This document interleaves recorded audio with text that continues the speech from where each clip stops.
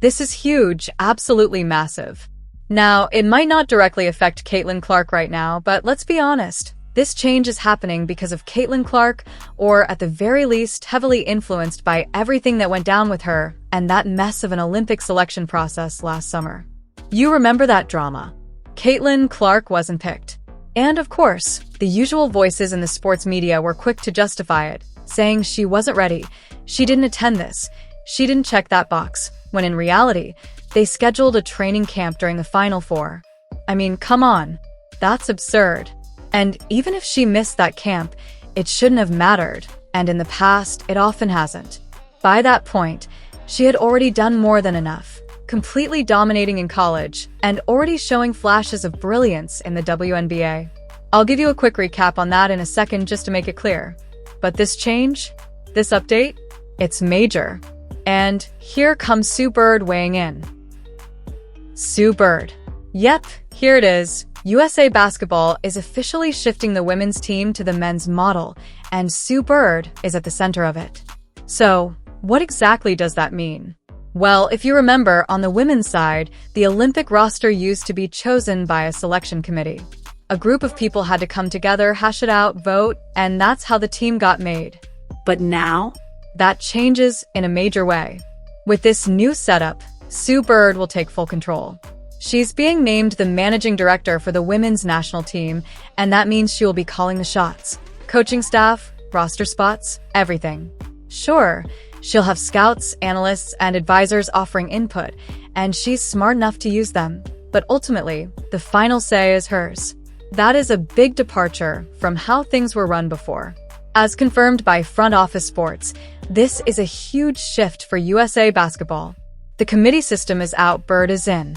And to be honest, I think this is the right move. It doesn't even matter who they picked for the role.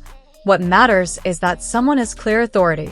Because when you have too many voices trying to make roster decisions, it just creates chaos. Sports fans know this well. You look at teams where the owner's constantly meddling or where there's no clear front office structure. Things fall apart. You need a decision maker, one voice, one vision. And now that voice is Sue Bird's. That doesn't mean everything will go smoothly. Let's be real, when the 2028 Olympics roll around and the roster drops, people are going to argue, dissect, and complain. That's just how sports work. But overall, this move gives the program direction, stability, and accountability. And honestly, I think Sue Bird is going to crush it. She's got the credibility. She knows the game. And she understands the moment we're in, especially after the Caitlin Clark controversy. This is a major change, and it could reshape how the women's national team is built for years to come. Sue Bird. Yeah, a four-time WNBA champion as a player. And now, she's stepping into this major leadership role, chasing yet another Olympic gold, but this time off the court. And with the 2028 Olympics being held right here in the US in Los Angeles, let's just say, no pressure, Sue. Just keep that gold medal streak going for Team USA, no big deal. Now, as it stands, the US women's national team has won 8 straight Olympic golds, the latest under Cheryl Reeve, coach of the Minnesota Lynx. But let's not forget how close that streak came to snapping. Gabby Williams was literally a toe away from sending that final into overtime. And let's be real, outside of maybe Jackie Young, the guard play from Team USA was nearly non-existent in that tournament. That backcourt was rough. Which brings us to the future. It's still unclear who Sue Bird will pick as head coach for 2028, and that's a massive decision. The names being floated, Dawn Staley and Gino Auriemma? No. Just no.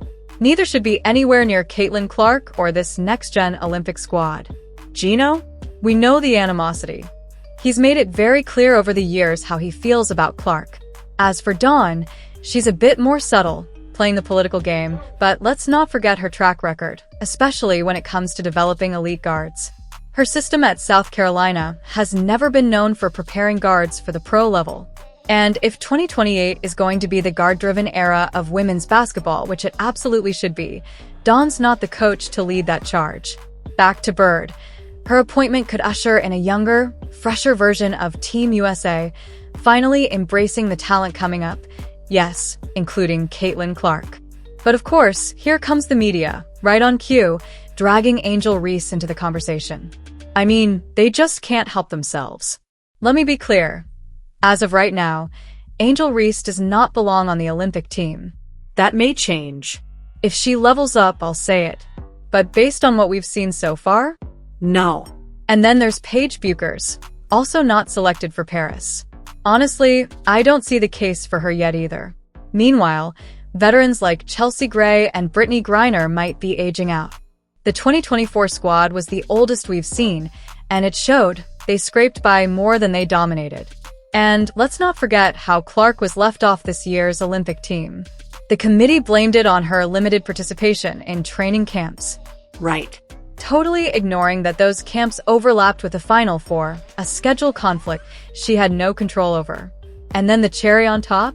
One of the insiders claimed she was left off because of her fans. That's not a joke. That's real. They punished her for being too popular. You can't make this stuff up. Bottom line, Sue Bird taking control could be exactly what Team USA needs. But who she picks as coach will determine everything. And if it's not someone who understands the modern game and who embraces the future stars like Caitlin Clark, we could see that gold medal streak finally come to an end. So just as a quick refresher for anyone who missed it, because we're talking about something that dropped nearly a year ago, I did a full breakdown on Caitlin Clark versus the Olympic guards who actually made the 2024 roster. And let's not forget, at the time of that roster selection, Caitlin had barely dipped her toes into the WNBA. I think she was maybe 3 weeks in, not even a full month.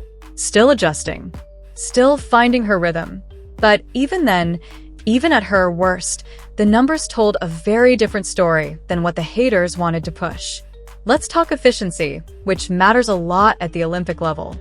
Points per shot. That's your total points divided by total field goal attempts. Basically balances everything out. Threes, twos, and the free throws. Caitlin Clark was putting up 1.30 points per shot, with a true shooting percentage of 56.9%. Now that's elite. And we're not even factoring in her playmaking yet. She was averaging 16.3 points, 5.5 rebounds, 6.2 assists, 1.4 steals, and nearly a block a game as a rookie. Now, let's run the comparisons. Jackie Young? Lower points per shot at 1.23, lower TS percent. Yes, she scored more, but that came on way more attempts. She didn't touch Caitlin's rebounding or assist numbers either. Sabrina Ionescu? 1.20 points per shot. Lower TS percent. Fewer boards, fewer assists, fewer steals, fewer blocks. Good A/2 ratio. Yes, but overall, not stacking up. Kelsey Plum? Same story. Much lower efficiency. Took more shots, yes. But less impact all around. Steals? Not there. Assists? Lower. Rebounds? Way off. Even when you looked at someone like Kalia Copper, who's a great player, no hate, she was neck and neck in some areas but had significantly fewer assists and a negative assist-to-turnover ratio. That's a red flag. And then you get to Jewel Lloyd, 1.04 points per shot. Yikes. Total shooting percentage at 45.3%. That might have been the lowest among all of them. And of course, there's Diana Taurasi, the legend. But even DT was getting outplayed statistically across the board by Caitlin. More rebounds, assists, steals, blocks, you name it. So yeah, when people say Caitlin wasn't ready or she didn't deserve it, they either didn't look at the numbers or they didn't want to. Because I laid it all out. And these are not cherry-pick stats, they're just the full picture. Which brings us to now, and why this recent shift with Sue Bird taking over matters. Because my gut tells me this change doesn't happen unless there was some real backlash over Clark being left off the 2024 squad. They'll never say it out loud, but the public saw what happened. The fans saw through the excuses, whether it was the limited camp time or the bizarre narrative that it was somehow Caitlin's fan base that cost her a spot. That was nonsense then, and it's nonsense now. So heading into 2028, this could be a totally different team. And I think it has to be.